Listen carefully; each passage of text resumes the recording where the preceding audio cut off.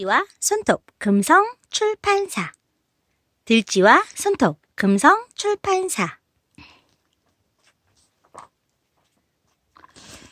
꿈에도 그리던 집의 모습이 보이자 이두령은 반가움으로 가슴이 두근거렸어요. 아버지, 어머니는 그동안 어떻게 지내셨을까?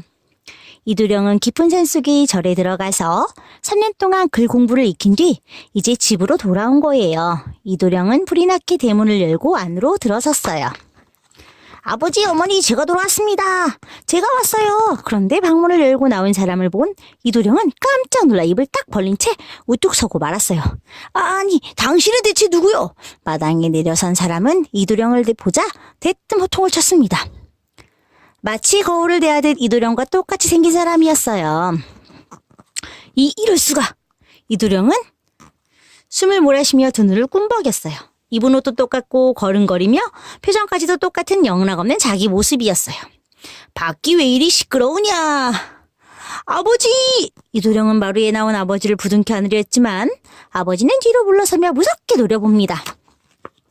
아버지, 저예요. 절에서 3년간 공부하다가 이제 왔습니다. 그러나 아버지는 반가워하기는커녕 어이없다는 듯 말했어요.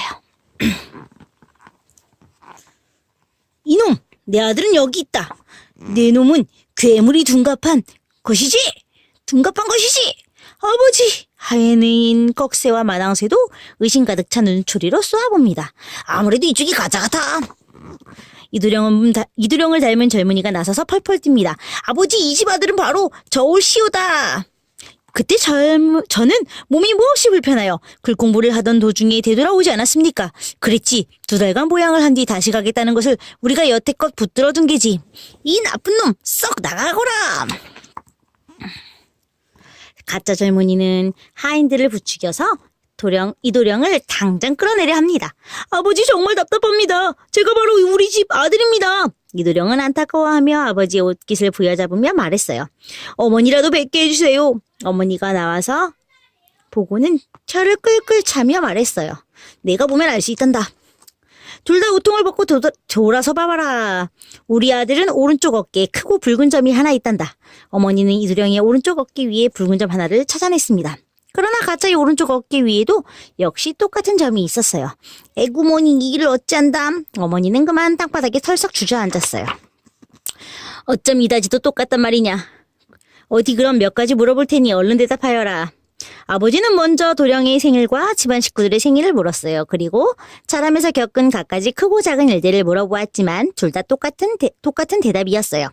그럼 집안에 있는 물건들을 하나도 빼놓지 말고 맞춰봐라.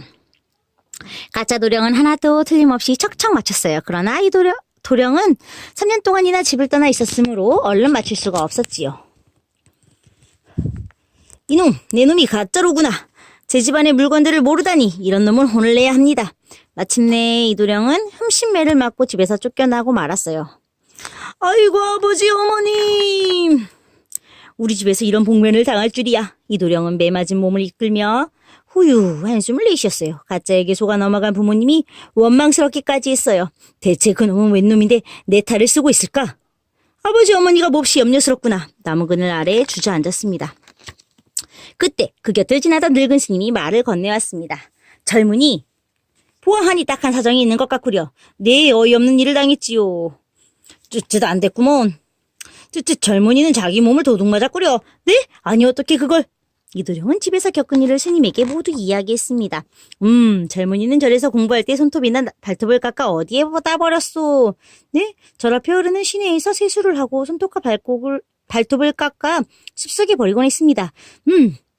그 숲속에 버린 손톱과 발톱을 먹은 놈이 바로 젊은이의 모습을 훔친 게로군. 스님, 그 놈이 어떤 놈입니까? 집에 돌아가시오. 고양이 한 마리를 옷 속에 숨겨가지고 가서 가짜놈 앞에 내놔봐요. 그러면 모든 것이 밝혀지리이다. 스님, 고맙습니다. 스님 말씀대로 해보겠습니다. 이두령은 곧장 장에 가서 커다란 고양이 한 마리를 구해 옷 속에 숨겼어요. 그리고 담을 넘어 소리 없이 집 안으로 들어갔어요. 이두령은 책을 읽고 있는 가짜 도령 앞에 고양이를 풀어놓았어요. 냥! 고양이는 가짜 도령을 보자마자 수염을 고추 세우고 달려들었어요. 가짜 도령은 얼굴이 새파랗게 질려 도망치려 했으나 고양이가 가짜 도령의 목덜미를 덥석 물었어요. 한바탕 싸움이 벌어졌지요. 으악! 마침내 가짜 도령은 비명을 지르며 방바닥에 나뒹굴었어요. 몸이 식어가면서 점차 커다란 들쥐로 변하는 것을 보고 아버지와 어머니는 몸을 떨었어요. 저놈 봐라, 그 들쥐였구나. 하마터면 큰일 날 뻔했어요. 진짜 우리 아들을 때리면 내쫓고. 아버지와 어머니는 이두령을 힘껏 부둥켜 안았답니다. 끝.